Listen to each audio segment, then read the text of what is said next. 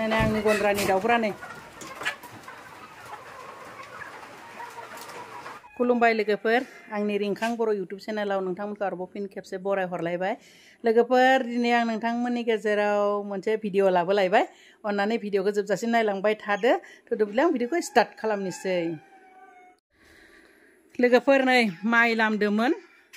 ओरैबायदि दसेयावनो जा अखा हाखाबायना लोगोफोर माने एकदम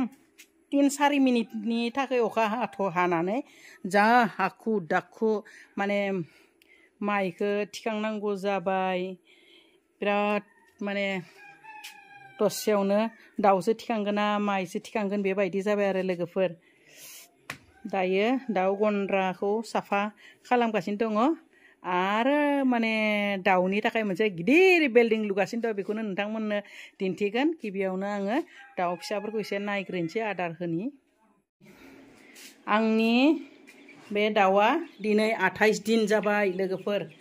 28 दिन ओरैबायदि माने ब्रुडिंआव थालिया बिसोरो बिराद बिरखावबाय थायो बिनि थाखाय आङो बेबायदि मुस्रि सोंथेनानै दोननो नांगौ जादों लोगोफोर नै बिसोरो आदार जाखांबायना आदारखौ एसे सोमाव होनांगौ दैया दंखायो दैखौ आं दहायनो होखादों आदारफोरखौल' एसे सोमाव होगोन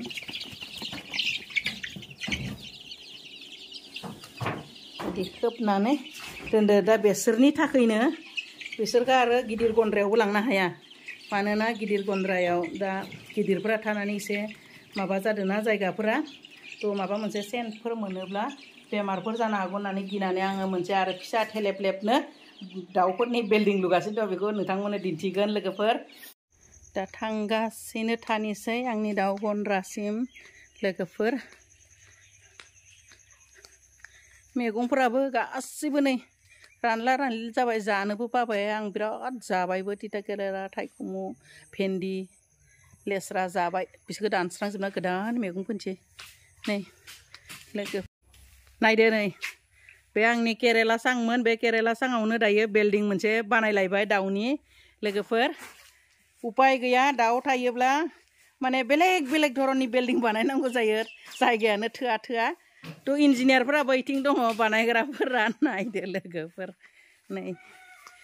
हाबवालसो होगोन एबारनिया हाबवाल होनानै सायावसो होगोन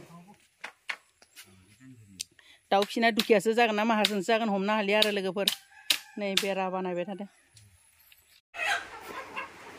दाउफोरखौ नै सोजोबफिनजोबलायनांबाय लोगोफोर नायदो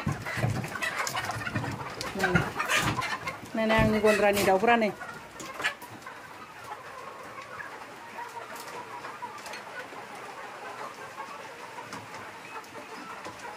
दाउफोरखौ अखा हाफिनबायना अखा हानायखाय गन्द्रायाव सोजोबबाय आरो बिसोरबो दिनै थानो बिराद मोजां मोनगोन बिराद साफा नायदो आंनि दाउफोरखौ लोगोफोर नै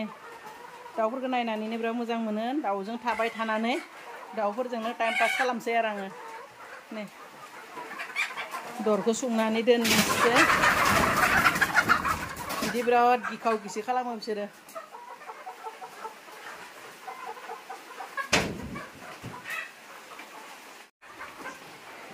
नाय लोगोफोर आंनि दाउफोरखौ फारि आं नोंथांमोननो दिन्थिनि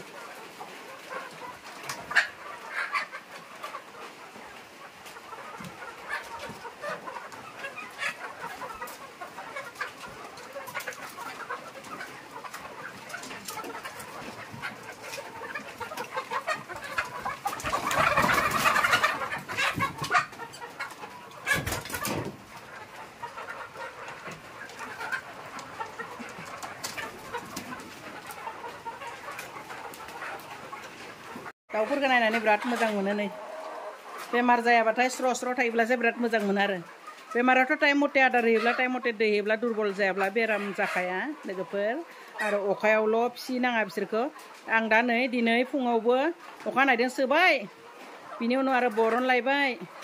आरो नै दा बेलासिनि 3टा बाजियाव सोलायनांबाय अखा हालायबाय लोगोफोर दिनै बिराद माने डाबल डिउटि एसे खस्थ' जादों अखा हानायजों बेबायदि आरो लोगोफोर एकदम बेबायदि साफा खालामना होनांगौ आरो नै दाउ गन्द्राखौ आं बेबायदि बिराद साफा क्लिन लाखिखायो लोगोफोर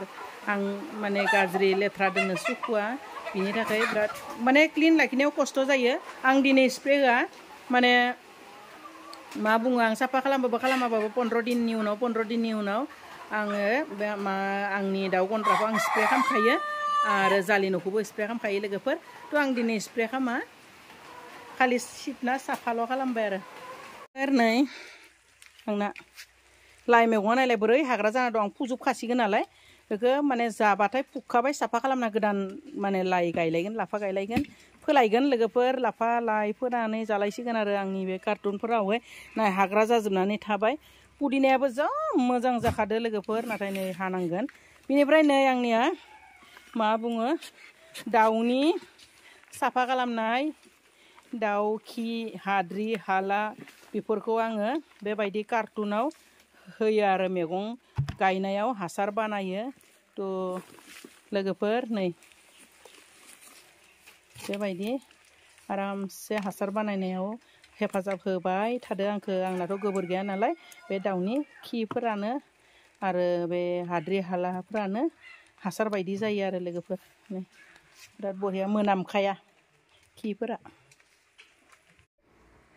लोगोफोर बिराद मेंबायहाय खामानि मावनानै सरबत एसे लोंनोसै फ्रिजआव दै गुसु दंना गैया नायनोसै बेनिफ्राय लोंनोसै एकदम बरफ जानाय सिंनिफ्राय लांनि मोनसे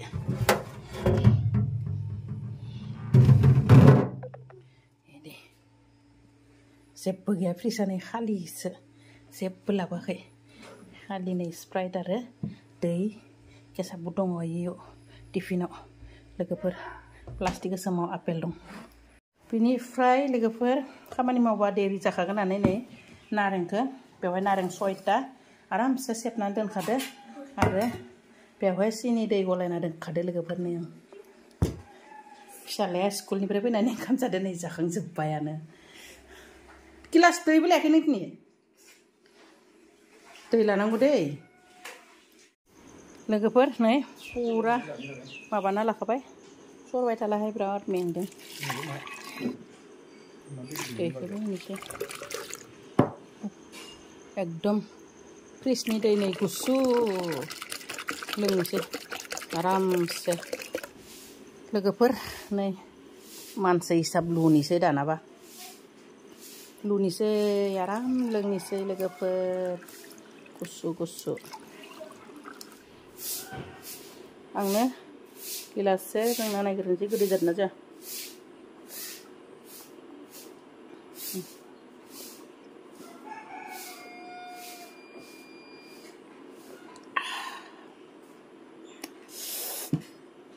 बरिया लोंदो दे आं बेखौ आंनि बिल्डिं लुग्राफोरनो लांनोसै एक्सिस स्टाइलनि गिलासाव लाबाय नांगौबा होबोगोन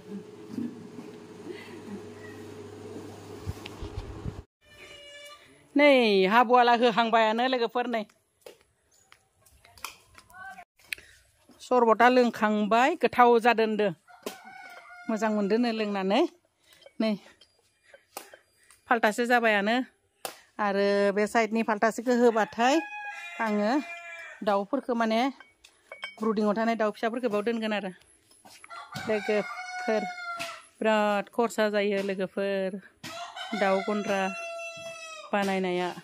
माने गांसे गांनै न'आ जायाना आरो सुबिदा उसुबिदा गोबां नांगौ जायो लोगोफोर बेरामि दोननोबो एक्सट्रा नांगौ फिसाफोरखौ दोननोबो एक्सट्रा नांगौ माने स्टेप बाय स्टेप फिसियोब्लाथाय प्रब्लेम आरो दा आंनिया नै गिदिरफोरजों फिसाफोरखौ दोनजाया बिनि थाखायनो नै बेखौ लुब्रबनांगौ जालायबाय आरो बे गांसेखौ लोगोफोर आरोबाव गिलाससे लोंबावनोसै लोंनानै मा बुङो बेलासिनि आदारखौ हैनोसै भिडिअखौ बेयावनो दोननोसै बाय बाय